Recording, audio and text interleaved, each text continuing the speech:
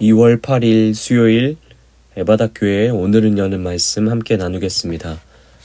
사도신경으로 신앙 고백 드리겠습니다. 나는 전능하신 아버지 하나님 천지의 창조주를 믿습니다. 나는 그의 유일하신 아들 우리 주 예수 그리스도를 믿습니다. 그는 성령으로 잉태되어 동정녀 마리아에게서 나시고 본디오 빌라도에게 고난을 받아 십자가에 못 박혀 죽으시고 장사된 지 4일 만에 죽은 자 가운데서 다시 살아나셨으며 하늘에 오르시어 전능하신 아버지 하나님 우편에 앉아 계시다가 거기로부터 살아있는 자와 죽은 자를 심판하러 오십니다.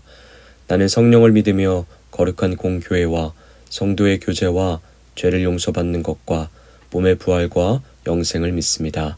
아멘. 오늘 하나님이 우리 가운데 주신 말씀은 출애굽기 23장 1절부터 9절까지의 말씀입니다. 출애굽기 23장 1절부터 9절까지의 말씀입니다. 우리 함께 봉독하도록 하시겠습니다. 너는 거짓된 풍설을 퍼뜨리지 말며 악인과 연합하여 위증하는 증인이 되지 말며 다수를 따라 악을 행하지 말며 송사의 다수를 따라 부당한 증언을 하지 말며 가난한 자의 송사라고 해서 편벽되이 두둔하지 말지니라. 내가 만일 내 원수의 길 잃은 소나 나귀를 보거든 반드시 그 사람에게로 돌리치며 내가 만일 너를 미워하는 자의 나귀가 짐을 싣고 엎드러짐을 보거든 그것을 버려두지 말고 그것을 도와 그 짐을 부릴지니라. 너는 가난한 자의 송사라고 정의를 굽게 하지 말며 거짓 일을 멀리하며 무죄한 자의 의로운 자를 죽이지 말라. 나는 악인을 의롭다 하지 아니하겠노라. 너는 뇌물을 받지 말라. 뇌물은 밝은 자의 눈을 어둡게 하고 의로운 자의 말을 굳게 하느니라. 너는 이방 나그네를 압제하지 말라. 너희가 애굽 땅에서 나그네 되었은즉 나그네의 사정을 아느니라. 아멘. 공평과 정의로움, 자비, 정직, 상식을 뛰어넘는 사랑. 오늘 말씀 속 하나님이 이스라엘 백성에게 안내해 주시는 율법들을 보면 이러한 단어들이 떠오르는 것 같습니다. 참 좋은 단어들이고 또 한 개인의 삶뿐만 아니라 우리가 살아가는 세상 전체에 꼭 필요하고 간절히 요구되어지는 단어들이기도 합니다. 그러나 안타깝게도 우리의 바람과 달리 우리는 이 단어들의 모습을 쉽게 만나거나 마주하지 못하며 살아갑니다. 오히려 그 반대로 우리가 하루를 보내며 매스컴을 통해 보고 듣게 되는 소식들, 그리고 삶을 살아가면서 잦은 만남을 주는 단어들은 불공평과 불의, 속임과 사랑 없음이라는 반대 의미들의 단어들을 더 자주 경험하게 되는 것 같습니다. 이러한 상황들은 오늘날 뿐만 아니라 이스라엘이 살아가던 고대 근동의 시절 가운데도 동일한 흐름이었습니다. 어떻게 보면 죄의 본성을 물려받은 인간들이 모여 사는 세상이기에 너무나 당연한 결과인 것 같기도 합니다. 이렇게 하나님이 처음 창조하신 목적과 반대대로 흘러가 보이는 세상의 흐름 속에 하나님은 자기 백성 이스라엘을 건져내십니다. 그리고 따로 떼어 구별하여 거룩을 가르치시고 하나님이 기뻐하시는 하나님의 나라를 그들을 통하여 다시 회복해 가실 것을 꿈꾸고 계셨습니다. 앞에서 이야기한 공평과 정의와 공의가 가득한 자비와 정직과 사랑이 충만한 하나님이 다스리는 세상, 곧 하나님을 닮은 나라를 회복하길 원하셨던 거죠. 그러나 이것은 단순히 이스라엘 안에만 하나님의 나라를 회복해 가는데 국한되어져 있는 일이 아니었습니다. 아브라함을 처음 부르시고 언약을 주실 때부터 그리고 이스라엘에게도 끊임없이 매 순간마다 각인시키셨던 것처럼 제사장나라인 이스라엘을 통하여 모든 세계와 열방 가운데 하나님의 나라를 회복하시고 하나님의 복 안으로 초대하시고자 하는 것이 하나님의 최종 목적이었습니다. 이스라엘은 계속해서 그런 하나님의 큰 그림 안에서 그 과정 속을 한 걸음 한 걸음 걸어가고 있는 중입니다. 오늘 우리가 함께 읽은 본문 속에 나타난 율법도 단순한 생활 수칙이 아니라 하나님 나라의 회복을 향해 걸어가는 이스라엘의 길을 안내해 주시는 장면입니다. 하나님 나라는 어떠한 방식으로 돌아가는지, 하나님이 통치하시는 세상, 그리고 그곳에 살아가는 하나님의 백성들은 어떠한 가치를 가지고 살아가야 하는지를 먼저 맛보게 해주시는 것들이었죠.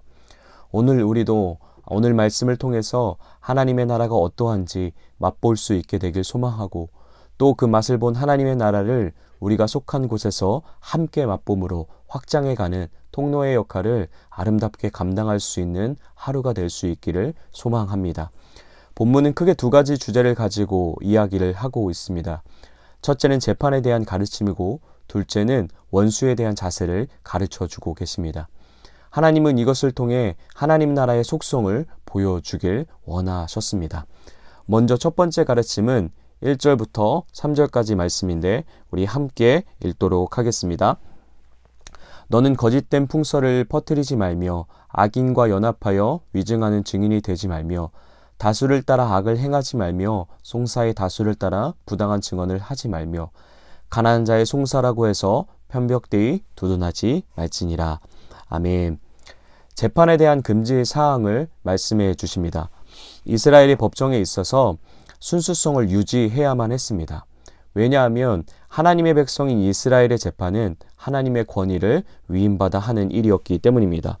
먼저 하나님은 재판에 있어서 거짓된 소문이나 근거 없는 말하는 것들을 금지시키십니다. 절대 정직함을 요구하고 계신 것이죠. 둘째는 다수의 의견에 휩쓸려 악을 행하지 않도록 조심하라고 경고하고 계십니다. 우리의 본성은 편안하고 쉬운 것을 택하며 살아갈 때가 많습니다. 그래서 어떤 일이 생겼을 때 그 일의 옳고 그름을 진중하고 깊이 있게 생각하기보다 다수의 결정과 의견에 따라 갈 경우가 많이 있는 것이죠. 그런데 하나님의 백성은 다수가 아무리 옳다 하더라도 그것이 옳음과 틀림의 기준이 될 수 없다고 가르쳐 주십니다. 오직 유일한 옳음의 기준은 하나님의 말씀임을 기억할 것을 명령하시는 거죠. 그리고 그 말씀의 기준에 따라 택하며 판결하며 움직여갈 것을 요청하십니다. 또한 하나님은 공평을 가르쳐 주십니다. 재판 과정에서는 어떤 불공정도 있어서는 안 될 것을 강조해 주십니다. 앞에 나온 율법의 명령은 가난하고 불쌍한 사람들 편에 서서 그들을 돕고 함께할 것을 요구하시지만 재판 과정에 있어서는 가난하고 불쌍하다는 이유로 두둔하거나 치우친 판결을 내려서는 안 된다고 하십니다. 하나님이 가난한 자를 돌보시고 그들에게 깊은 관심을 보이시는 것은 사실이지만 정의를 왜곡하고 그들을 무조건적으로 두둔하지 않으심을 보여주시는 거죠. 또 이와 반대의 상황도 6절에서는 경계할 것을 말씀하십니다.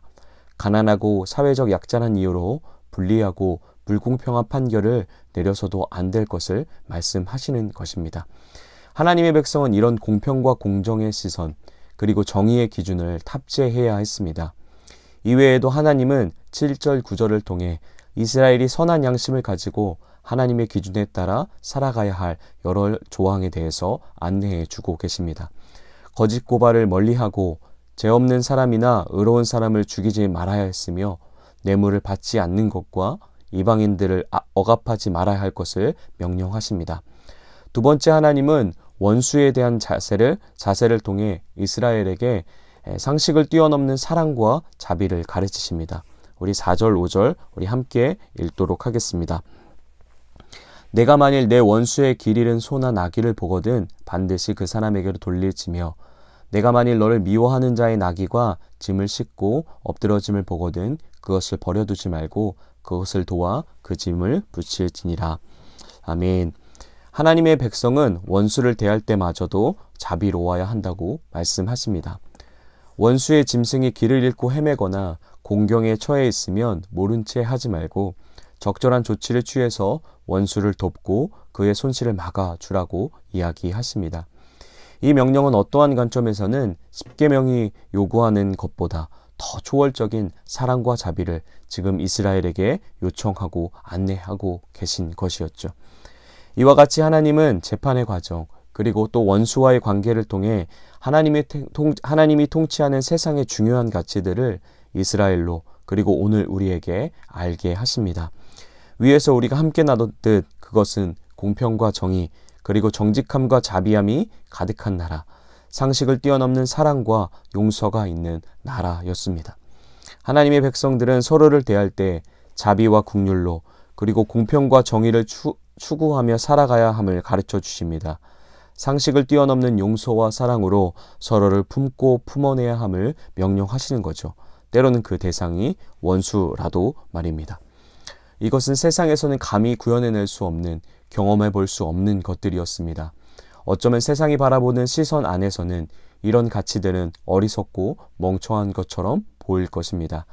강한 자가 약한 자를 지배하고 돈이면 불의도 정의가 되어버리는, 약하고 가난한 자는 언제나 을의 입장에 서서 불리하고 억울한 대우를 당함이 너무나 당연한 것이 우리가 발을 딛고 살아가는 세상의 상식입니다.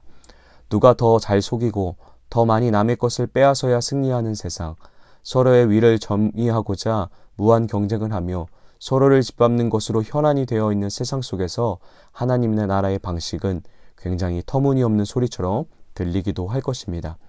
그런데 하나님이 그 하나님 나라의 중요한 가치들을 말씀 속에서 이스라엘에게 그리고 우리 눈앞에 펼쳐 보여주시고 맛보게 하시며 말씀하십니다. 너희들은 이렇게 살아내라고, 이것이 하나님 나라의 백성이라고, 세상과 다르게 하늘의 방식을 쫓아 그 가치들을 삶으로 표현해내며 그 나라의 법의 다스림 속에 살아갈 것을 요청하십니다. 그런 우리를 통해 우리뿐만 아니라 온 세상이, 우리가 살아가는 현장들이 하나님의 나라의 회복을 함께 맛보게 될 것이라고 말씀해 주십니다. 참 이 요청대로 살아가는 것이 당연한 것이고 좋고 아름다운 것임을 알지만 우리 안에 근원적으로 그렇게 살아날 힘이 없는 것이 사실인 것 같습니다. 우리의 인생의 한계가 분명한, 우리는 인생의 한계를 항상 직면하는, 또한 허약과 약함의 체질을 가진 자들이기 때문이죠. 그래서 그걸 잘 아신 하나님이 우리가 보여주신 그 길을 향해 발을 내딛으며 포기하지 않고 걸어갈 수 있도록 묘책 하나를 말씀을 통해서 이야기해 주십니다. 9절입니다. 너는 이방 나그네를 압제하지 말라. 너희가 애굽 땅에서 나그네 되었은즉 나그네의 사정을 아느니라. 아멘. 나그네 때를 기억하라고 말씀하십니다. 이 말 뜻은 무엇일까요? 단순히 어려웠던 시절을 기억하라는 것은 아닐 것입니다. 너희의 정체성, 너희의 시작을 기억하라는 하나님의 말씀이었습니다. 십계명 서두에 나왔듯이 애굽 땅에 나그네 되었던 자들에게 임한 하나님의 놀라운 구원의 은혜를, 그 은혜의 순간들을 항상 기억하라는 것이었습니다. 너희를 구원해낸 이가 너희 하나님임을 다시 한번 바라보라는 명령이었습니다. 사랑하는 에바다 성도 여러분, 오늘도 하나님은 하나님 나라의 방식 안으로, 참된 기준과 가치관 안으로 우리를 초대하고 계십니다. 여러분의 모든 삶을 통해 공의와 정의, 자비와 긍휼, 그리고 뜨거운 사랑과 용서를 표현해내길 원하시고, 그로 인해 여러분이 속한 곳에 하나님의 나라가 임하고 많은 사람들이 하나님의 나라의 참된 가치의 풍성함을 함께 누리게 되길 원하십니다. 그런데 그 길은 세상과 반대되는 길이어서 때론 눈물과 억울함, 그리고 천대와 손가락질을 받을 때가 많이 있을 것입니다. 나의 애씀과 노력을 아무도 알아주지 않는 외로움과 고독함에 머물러야 할 때도 있을 것입니다. 그래서 때론 그 나라를 부여잡고 그 가치관을, 그 방식을 부여잡고 살아가는 것을 포기하고 싶어질 때도 있을 것입니다. 우리는 그때마다 성령의 도우심으로 나그네의 때를 기억해야 합니다. 우리는 태초부터 예비된 성부 하나님의 계획에 따라 예수님의 십자가의 죽음과 부활의 능력을 통해 성령께서 세상에서 불러내어 거룩하게 구별하신 하나님의 백성임을, 세상보다 귀한 분 예수를 얻은 교회임을, 세상을 잃었더라도 아무것도 잃은 것이 없는 성령이란 큰 복을 얻고 누리는 성도임을, 오늘도 성령의 도우심을 따라 이 은혜를 기억하며 하나님의 나라를 삶으로 속한 모든 곳에 생생하게 구현해내며 살아가시는 성도님들 되길 다시 한번 축복합니다. 여러분을 통해 많은 사람들이 하나님의 나라로 초대되어져 들어오는 하늘의 기쁨을 함께 누리게 되시는 오늘 하루, 그 하늘의 영광과 기쁨들이 여러분이 속한 모든 삶 속에 가득 경험되어지시는 우리 에바다 공동체 되길 예수님의 이름으로 다시 한번 축복합니다. 이렇게 같이 기도하시겠습니다. 오늘도 하나님 나라의 방식을 포기하지 않고 삶으로 표현하며 살아갈 수 있는 하루 되길 기도하시겠습니다. 작은 것에서부터 정직과 자비와 긍휼과 사랑을 표현해내며 살아가는 하루 되길 함께 같이 기도하시겠습니다. 또한 성령의 도우심을 따라 세상이 뭐라 하든 하나님이 보여주신 길을 끝까지 포기하지 않고 걸어갈 수 있도록 하나님이 허락한 정체성을 받은 은혜를 기억하며 고백하며 찬양하며 살아갈 수 있는 하루 되게 해달라고 함께 기도하시겠습니다. 가정을 위해서는 가정 안에서도 서로가 하나님의 나라의 방식대로 더 정직을 사모하고 더 사랑하며 더 용서하며 더 서로를 향해 자비를 베푸는 가정 될 수 있도록 기도하시겠습니다. 교회를 위해서는 말씀 안에 정확한 하나님의 기준을 세워갈 수 있는 교회 되도록 기도하시겠습니다. 그래서 세상이 어떻게 흘러가든 무엇이라 말하든 좌로나 우로나 치우치지 않고 하나님의 말씀의 기준에 따라가는 교회 되도록 함께 기도하시겠습니다.